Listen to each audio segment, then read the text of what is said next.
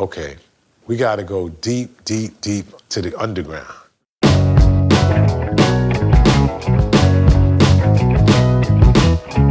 Take every breath out of my body if I don't stay real. For life, yeah. Turn it up, turn it up, yeah. What up, what up? What's going on YouTube? It's your boy DJ Top Shelf here at Cars and Classics. We back to talk the latest Nas album. Before we get into it, ask y'all to hit the like button on the video, subscribe, hit that notification bell, stay locked in with your boy. If it's your first time to the channel, welcome. Appreciate you tuning in with us. Purpose of my video today. As many of y'all know, my boy Nas and DjPremier dropped a new album, Lightyears. Purpose of the video today is really just to get into, my thoughts on the album. I've come across quite a few reviews, comments, and to be honest, I'm feeling a little disrespect on my boy's name, and don't get me wrong, everybody can have their own opinion. Hell, I'm getting ready to share mine, right? But I think at times we listen quickly and we're quick to judge, and we really don't put any type of thought around why we feel that way, right? What is the artist trying to convey? What were we trying to hear?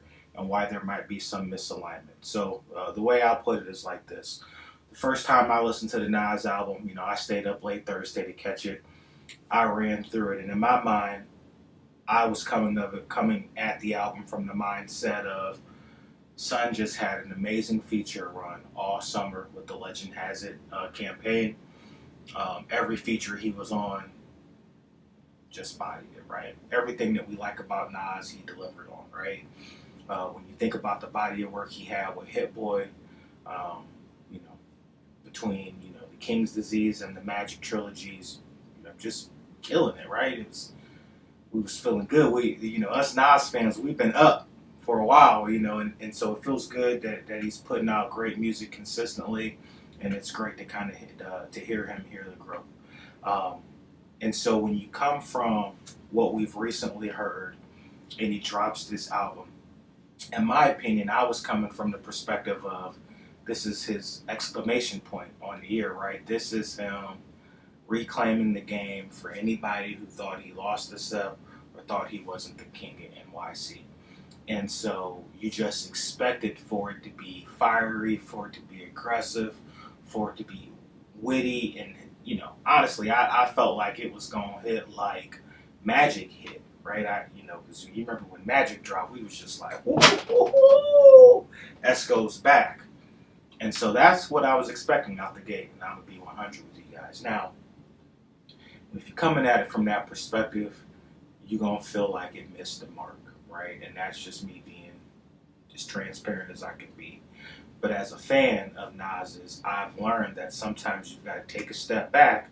And really, it's not necessarily just about me being a fan of Nas. It's about understanding art in general, right? And typically what ends up happening with any art, be it a painting or music, you kind of have to take a step back and say, what is it that this artist is trying to convey or illustrate, and how do I interpret it as such, right?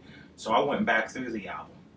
This time I've set all of those expectations to the side. Now I just want to hear what him and Primo are cooking up. And it took me till about, the fourth or fifth song, Pause Tape. By the time Pause Tape hit, I said, oh my gosh, I get it. This is a nod to hip hop. This is Nas's version of Common's I Used to Love Her, but in album form. He is hitting on all of the elements of hip hop that we fell in love with, be it, the boom-bap beats, the scratching of the lyrics, graffiti, the female artistry, what have you. He is saluting each of these elements in album form, right? And once I had it from that perspective, I go, oh man, this is a brilliant body of work. It's a brilliant body of work because, one, a lot of those elements are things that people don't pay homage to, right? It's become so much of a money grab, which is likely why he told us that hip-hop was dead many years ago, right? But he took a minute to slow up and say, hey, it doesn't matter how big my career has gotten, it doesn't matter how far I've gotten from Nasty Nas. I'm still passionate about the culture of hip-hop, and I'm going to continue to use my platform to shed light on hip-hop, right? And to do that at such a high level is nothing but being brilliant, right?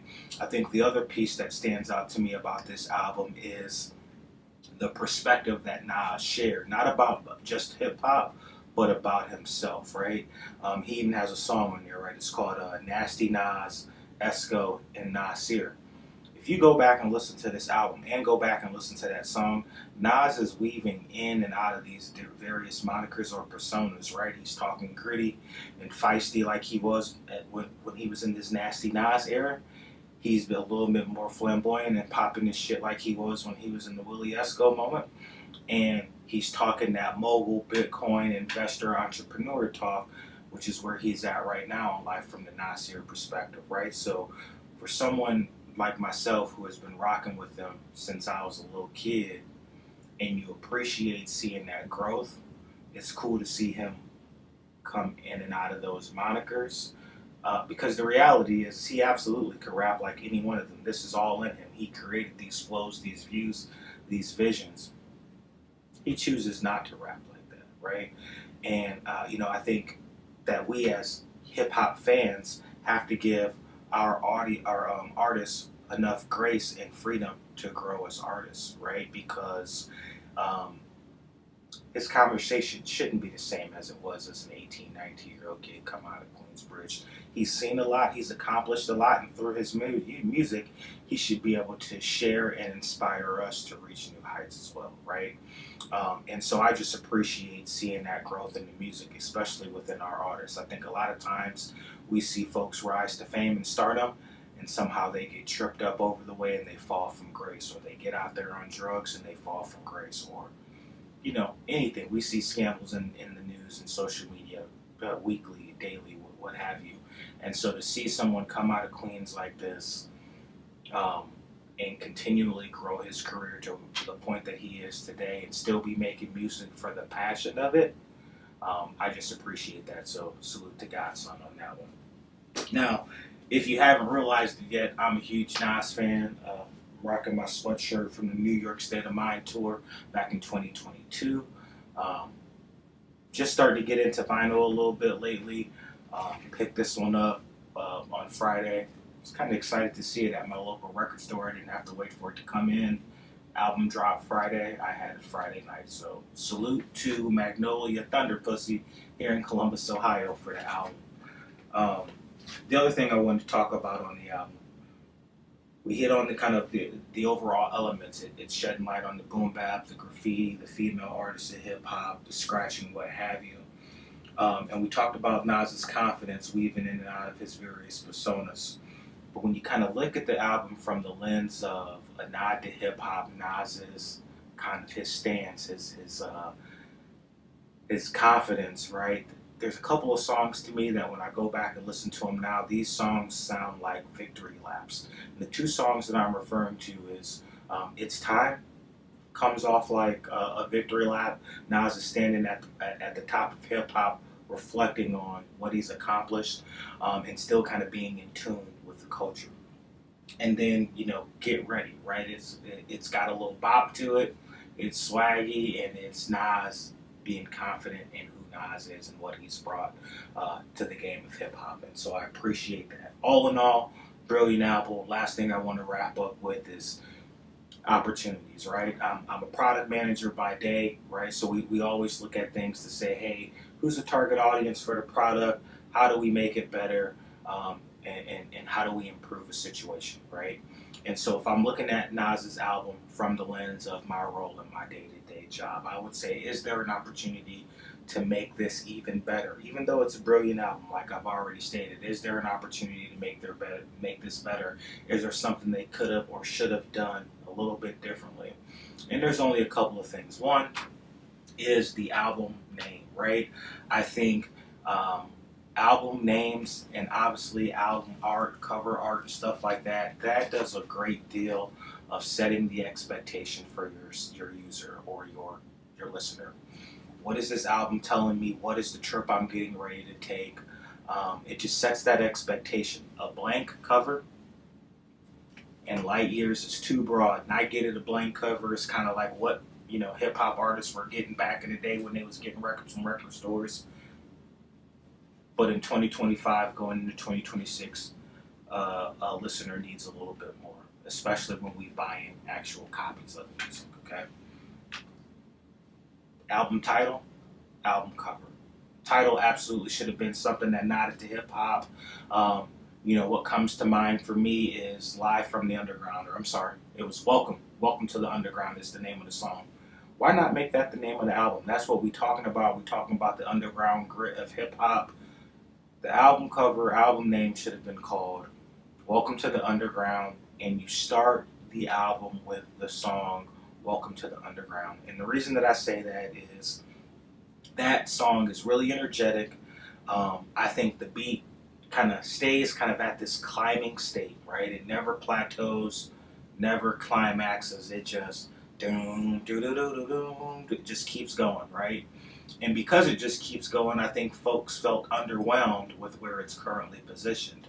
But if you put that song in the very first spot, that album kicks off ready to go, right? And you let that song go all the way up until Nas's bar, either where he is singing the chorus, which is Welcome to the Underground, or to the point where he makes the reference to peace. He says, peace, peace, and release. He's talking about his mental peace, peace like a gun, and release like shooting it. It is a fire bar. If you haven't heard it yet, go. It's the second verse in Welcome to the Underground, and he goes off. But right at that moment, I would have faded out. I think it sets the expectation for the user, right? It gets us hyped up, but then it leaves us on the edge. We can't wait for the next song to start because Godson is delivering, Primo is delivering, and we're ready to go. And then from there, everything else about the album, you can keep it the way it is. I think the order of the songs fits. It's just Welcome to the Underground is slightly out of place given the nature of the beat. And so to kickstart that album the way you want it to, or the way you should, that's what I would have led off with. But other than that, brilliant piece of work. Appreciate the hard work and effort that it went into making the album.